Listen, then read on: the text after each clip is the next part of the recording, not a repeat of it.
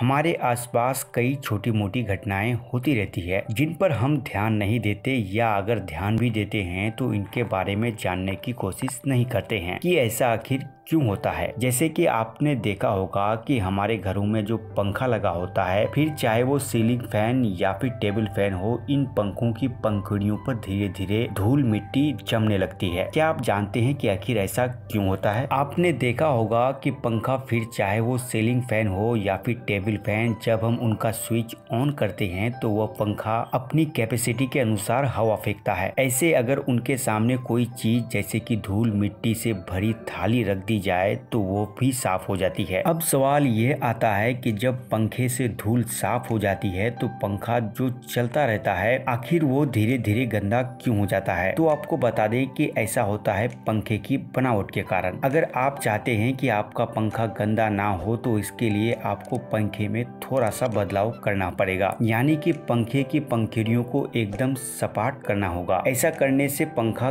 गंदा नहीं होगा, लेकिन इसका एक नुकसान ये है कि आपको इस पंखे से हवा नहीं मिलेगी। आप ये बात तो जानते ही होंगे कि पंखे की जो पंखुड़ियां होती है उन्हें एक खास तरह से डिजाइन किया जाता है। जब पंखे का स्विच ऑन करते हैं तो पंखे की पंखुड़ियां घूमने लगती है, जिससे पंखा पीछे से हवा खींचकर आगे की ओर फेंकता है। ये प्रोसेस बहुत स्पीड में होता है, जिससे हमें कुछ पता ही नहीं चलता। ये तो आप जानते ही होंगे कि हवा में नमी होती है और यह सब इन नमी की वजह से ही होता है। जब पंखा घूमता है तो हवा में मौजूद नमी पंखुड़ियों से चिपक जाती है, जिस वजह से हल्की सी गीली हो जाती है और जिस वजह से हवा में मौजूद कण पंखुड़ियों की नमी से चिपक जाते हैं और फिर धीरे धीरे पंखा गंदा होने लगता है। तो अब आप अच्छे से समझ गए होंगे कि पंखा धीरे धीरे गंदा क्यों हो जाता है।